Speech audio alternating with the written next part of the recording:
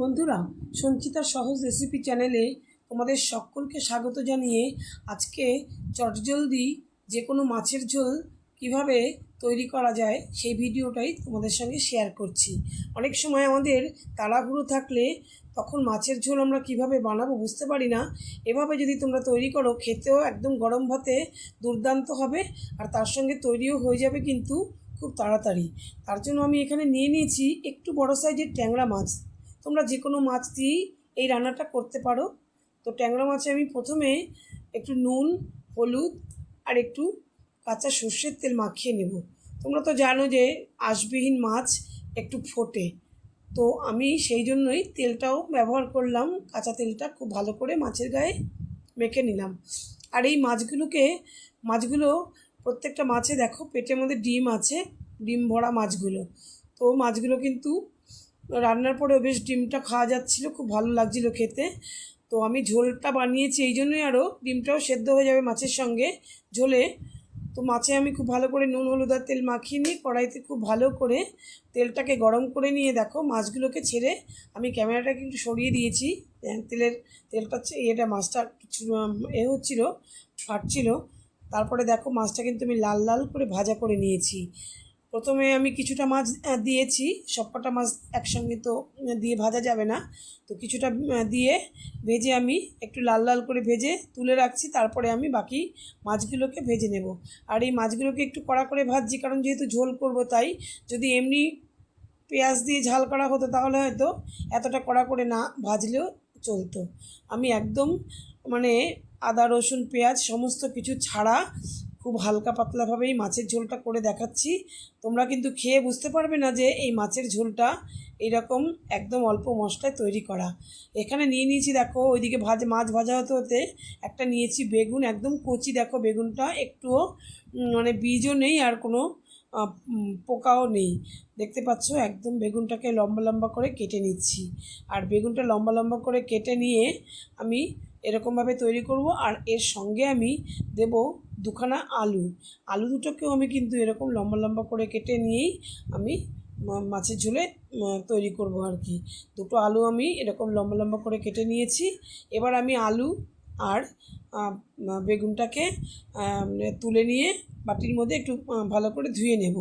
তা বেগুনের কষ্টটাও চলে যাবে, আলুটাও ধোয়া হয়ে যাবে। এদিকে দেখো ওটা করতে করতে মাছগুলো আমার কিন্তু পুরো কমপ্লিট হয়ে গেছে ভাজা। দেখো পেটটা ডিম টসটস করছে একেবারে। মাছগুলোকে পুরো ভেজে নিয়েছি। এবার এই যে তেলটা রয়েছে এই তেলের মধ্যে কিন্তু আমি আলু আর বেগুনটাকে ভেজে নেব। প্রথমে আমি আলুটা দিলাম, দিয়ে একটু ভালো করে নাড়াচাড়া করে একটু লালচে করে নিয়েছি। এবার দেখো অনেকটাই তো তেল রয়েছে, এর মধ্যেই আমি বেগুনটা দিয়ে দেবো। তোমরা চাইলে আলুটাকে একটু লাল লাল করে ভেজে তুলে রেখে বেগুনটা ভাজতে পারো। আমি যাতে সময়টা কম লাগে সেই জন্য আমি এর মধ্যেই বেগুনটা দিয়ে দিলাম। ভালোই সেদ্ধ হয়ে যাবে, কারণ বেগুনটা এই তেলের মধ্যে যেহেতু অনেকটাই তেল আছে তাই বেগুনটাও ভালোভাবেই এই তেলের মধ্যে ভাজা ভাজা হয়ে যাবে। এবার একটু নাড়াচাড়া করে নিয়ে আমি এখানে মিশিয়ে দেবো একটুখানি নুন আর একটুখানি হলুদ। একটু নুন আর হলুদ মিশিয়ে তারপরে এটাকে আমি আরেকটু ভেজে নেব। আলুটা আর বেগুনটা একটু নরম হওয়া পর্যন্ত একটু ভাজা ভাজা হবে, একটু নরম মতন হয়ে যাবে। এবার আমি এগুলোকে কড়াই থেকে তুলে নেব। তুলে তারপরে যেই তেলটা থাকবে, কিছুটা তেল দেখো তারপরেও ভাজার পরে রয়ে গেছে কড়াইতে। এরপরে আমি আরেক কিছুটা তেল আমি এর মধ্যে দিয়ে তারপরে সোমবার দিয়ে নেব। বন্ধুরা, আমি যখন ফোড়ন দিয়েছিলাম সেটা ভিডিওটা ডিলিট হয়ে গেছে। আমি এখানে বলে দিচ্ছি, আমি এখানে কালো জিরে, কাঁচা লঙ্কা আর একটা টমেটো পেস্ট করে এই তেলের মধ্যে দিয়ে নিয়েছিলাম। দিয়ে নেওয়ার পরে একটু নাড়াচাড়া করেছি, দেখেছো ওটার ভিডিওটা ক্যামেরাটা বন্ধ ছিল।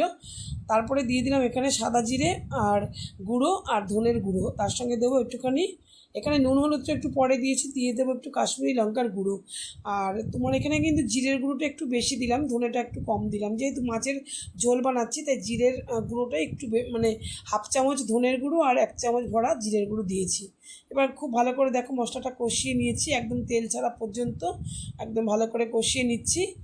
এই মশলাটার থেকে একদম দেখো তেল ছাড়ছে, সেই সময় কিন্তু আমি পরিমাণ মতো জল দিয়ে দেব ঝোল তৈরি করার জন্য। কারণ আমি এখানে মাছের ঝোল যেহেতু বানাবো, তাই আমি এখানে জলটা পরিমাণ মতন দিয়ে দিলাম। যে যেরকম ঝোল খাবে সেরকমভাবে ঝোলটা দেবে, কারণ আলু বেগুনটা সেদ্ধ হবে, মাছ সেদ্ধ হবে ঝোলে, সেভাবে বুঝে দিতে হবে। আর দেখো বন্ধুরা, আমি ওই নুন আর হলুদটা আগে দিতে ভুলে গেছিলাম, তাই নুন হলুদটা এখন আমি দিয়ে দিলাম। দিয়ে একটু ঢেকে রাখবো ঝোলটা ফুটে ওঠা পর্যন্ত, যেহেতু অনেকটা জল দেওয়া হয়েছে। আমি ঝোলটাকে ফুটে ওঠার পর তারপরে তোমাদেরকে দেখাচ্ছি। দেখো খুলে, ঢাকনাটা খুলে এবার আমি এখানে আলু বেগুনটাও দিয়ে দেব। দিয়ে 2 মিনিট ফুটিয়ে একটু নরম করে নেব। একটু সেদ্ধ হয়ে গেলে পরে আমি মাছটা দিয়ে দেবো, ভাজা ট্যাংরা মাছগুলোকে আমি এর মধ্যে দিয়ে ভালো করে মোটামুটি 5-7 মিনিট মতন আমি ফুটিয়ে নেব। একদম সঙ্গে সঙ্গেই নিভিয়ে দেওয়ার দরকার নেই, কারণ ট্যাংরা মাছ তো একটু শক্তই হয় জানো। এটা সঙ্গে সঙ্গে তুলে নিভিয়ে দেওয়ার প্রয়োজন নেই। একটু সেদ্ধ হতে হবে মাছটা, আর তার সঙ্গে আলু বেগুনটাও নরম হবে। এরকমভাবে আমি কিছুক্ষণ 5-7 মিনিট পর্যন্ত ঝোলটাকে কিন্তু ফুটিয়ে নিয়েছি।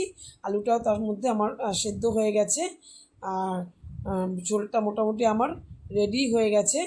এখন এর মধ্যে আমি আর কিছুই সেরকম দেওয়ার নেই। একটু নুনটাকে চেক করে নিয়ে রেসিপিটা শেষ করলাম, পরে ধনেপাতা দিয়ে দেবো। ধন্যবাদ সকলকে রেসিপি দেখা।